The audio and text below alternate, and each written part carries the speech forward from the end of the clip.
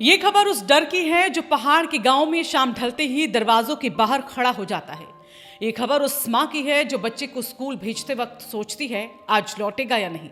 ये खबर उस किसान की है जिसके खेत में फसल से पहले वन्य जीवों के पैरों के निशान उग जाते हैं। और ये खबर उस राज्य की जहां जंगल इंसान के और इंसान जंगल के कभी इतने करीब नहीं थे। उत्तराखंड देवभूमि, लेकिन आज देवभूमि के कई हिस्सों में डर, चिंता और संघर्ष एक नई पहचान बनते जा रहे हैं।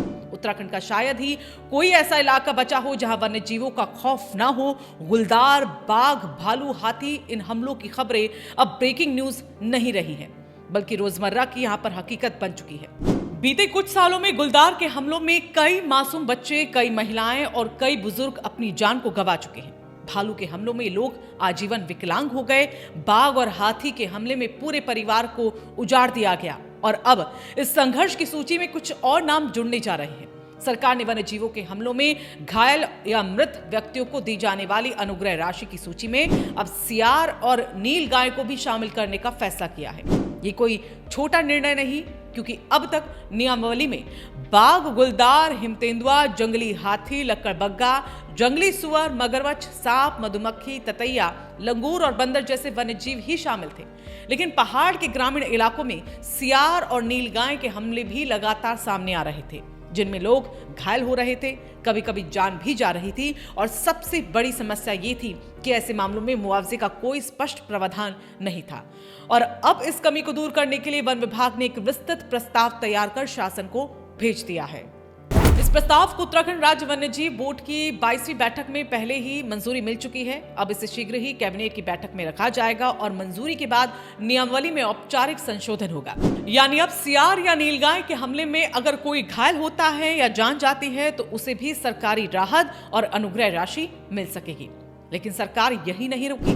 मुख्यमंत्री पुष्कर सिंह धामी ने वन्यजीव संघर्ष को गंभीरता से लेते हुए एक बड़ा और मानवीय फैसला लिया। अब वन्य जीवों के हमले में घायल व्यक्ति के इलाज पर 15 लाख रुपए तक का खर्च राज्य सरकार उठाएगी। इसमें 5 लाख रुपए तक का इलाज अटल आयुष्मान उत्तराखंड योजना के तहत और उसके बाद 10 लाख रुपए तक की अतिरिक्त सहायता तो ये सीधे राज्य सरकार देगी। और ये प्रस्ताव वित्त विभाग को भेजा जा चुका है और जल्द ही इसका शासनादेश भी जारी होगा। हालांकि आदेश से पहले ही सरकार ने सभी जिलों के जिलाधिकारियों को स्पष्ट निर्देश दे दिए हैं।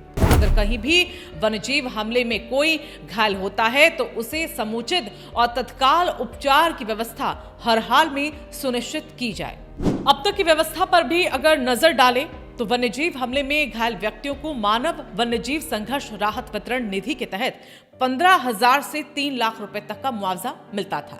लेकिन इलाज के लिए अलग से कोई स्पष्ट प्रावधान नहीं था। घायलों को सरकारी अस्पतालों में इलाज तो मिलता था, लेकिन गंभीर मामलों में निजी अस्पतालों का खर्च परिवारों पर भारी पड़ जाता था। अब सरकार ने इस खामी को भी स्वीकार किया और उसे दूर करने का रास्ता चुना है। सवाल यह है कि सरकार को सियार और नीलगाय को सूची में शामिल करने की जरूरत क्यों पड़ी?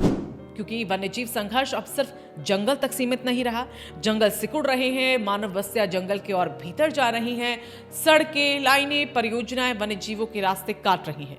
नतीजा, जानवर गांव में घुस रहे हैं, खेतों में फसल नहीं, संघर्ष उग रहा है।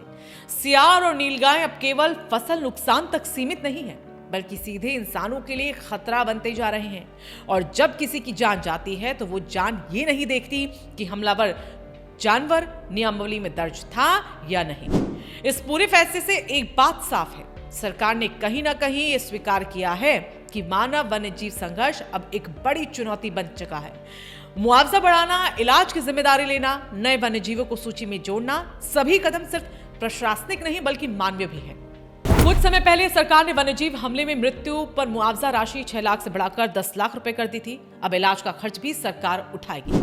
सवाल अब भी यहाँ पर बाकी है, क्या सिर्फ मुआवजा इस संघर्ष का समाधान है या जरूरत है जंगल और इंसान के बीच एक नया संतुलन बनाने की, वन्यजीव कॉरिडोर सुरक्षित करने की, ग्रामीण इलाकों में सतर्कता और जागरूकता बढ़ाने की और विकास की योजनाओं में प्रकृति को साथ लेकर चलने की।